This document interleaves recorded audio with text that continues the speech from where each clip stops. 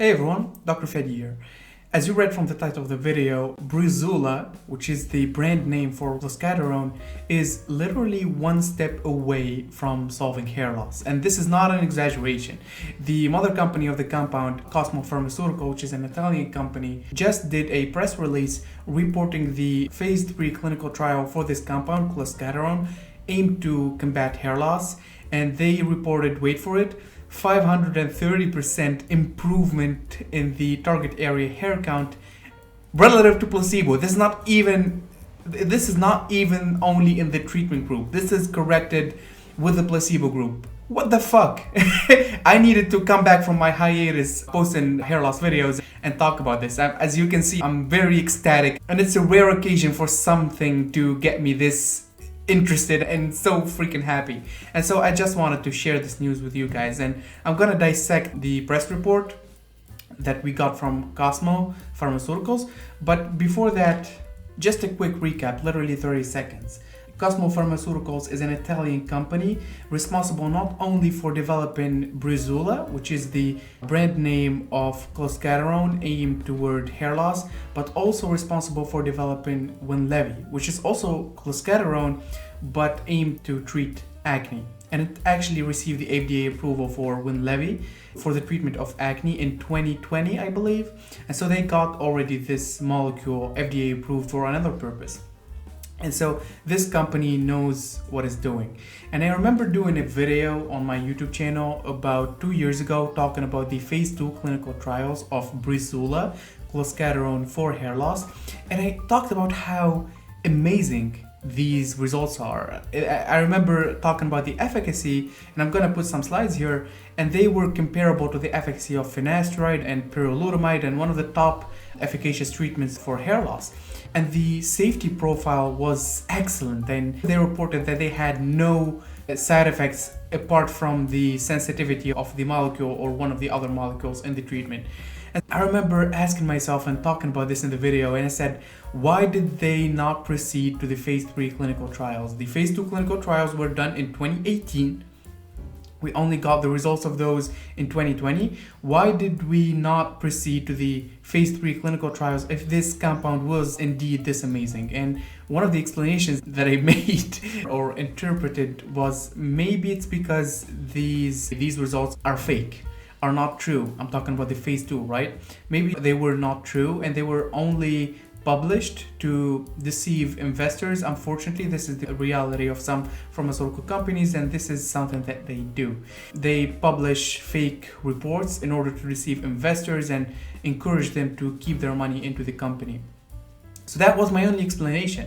Why would a company developing and spending millions and millions on a compound that seems to be successful in what it's doing, and then once they get the phase 2 clinical trials, which were above expectations for everyone, they did not proceed to the phase 3 and then market the product? And so that was my explanation. Of course, this is all interpretation. I don't have any inside data.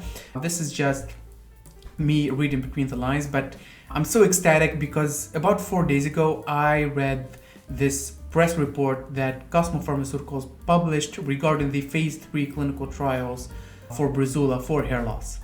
And this is it. 1,465 patients were randomized into 2 identical InDesign clinical studies, which were called Scalp 1 and Scalp 2.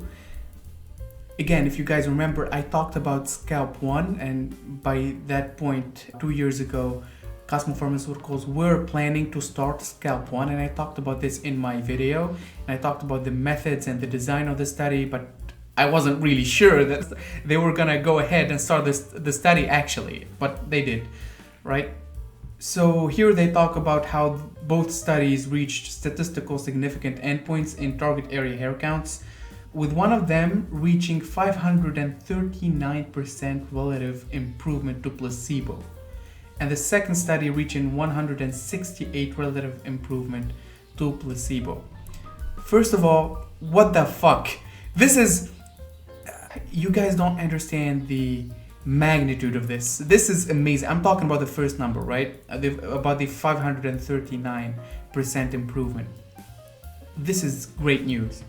The only thing that is not suspicious, but that I don't feel really comfortable with regarding this press release, is the big difference between the first study and the second study. So the first study had about 530 and the second study had about 140% improvement. And that big difference in the improvement and efficacy is somewhat, I wouldn't say suspicious, but I would say making the data not as credible as it would have been if the two numbers were a little bit more similar, right?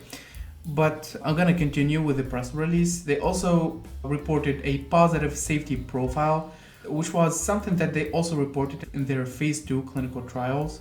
Of course, phase 3 are always more reliable, they have more subjects, and so they also said that they are now in preparations for parallel regulatory submissions in the United States and Europe. And the CEO of the company, Giovanni Di Napoli, he's an Italian, said that this is a pivotal moment for Cosmo and for billions of men worldwide who struggle every day with the emotional and social impact of hair loss.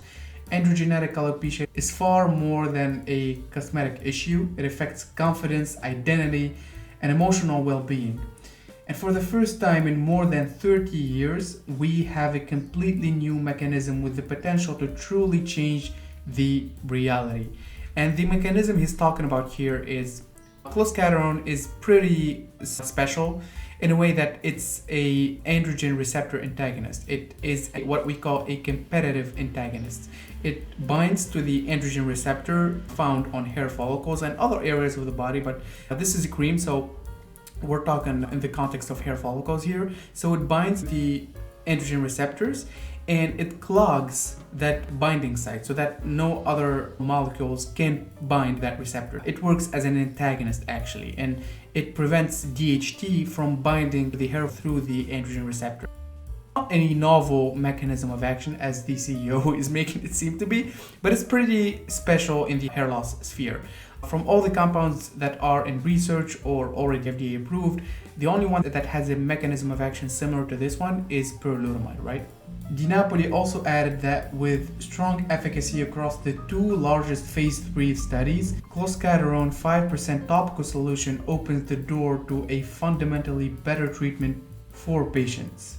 At our Investor Day in July, Cosmo presented in-depth US market research results showing an enormous underserved demand. These compelling data give us full confidence in respect to the upcoming regulatory submissions.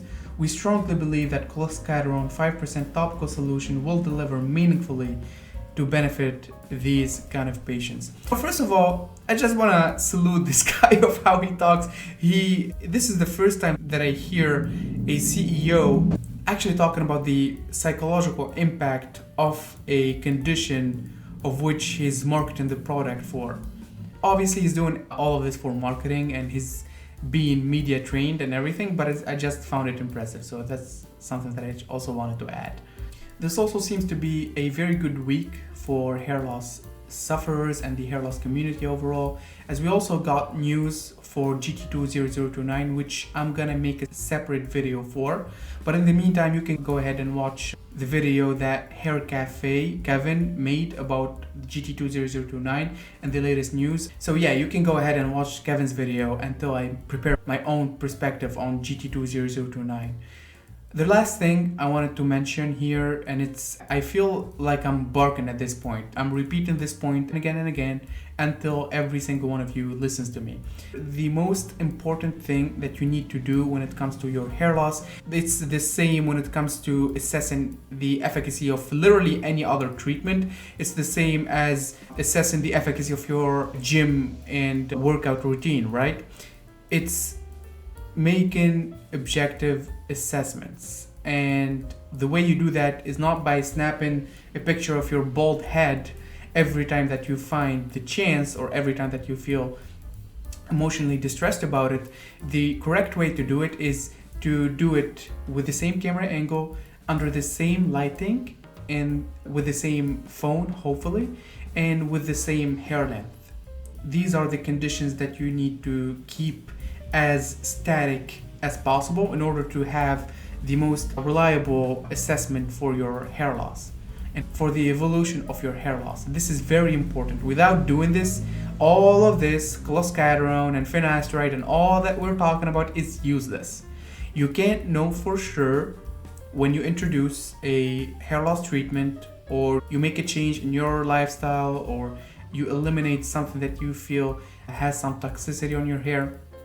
You can never assess correctly when you're taking photos all over the place. Taking pictures under the same conditions is something that's crucial if you want to correctly identify which treatments worked for you, which treatments didn't, and whether you are suitable to pursue a hair transplant, because you're only a good candidate for a hair transplant if you have stabilized your hair loss. And the only way that you can know that for sure is making the assessment process as static and as reliable as possible. So that's just one more point that I wanted to add, and I'm gonna keep talking about this in every video that I make, because I feel like it's a very under talked about point. I see no other YouTuber talking about this. I see no other doctors talking about this, and I genuinely believe this is one of the most important aspects when it comes to managing your hair loss. With that being said, thank you for watching the video, and bye bye.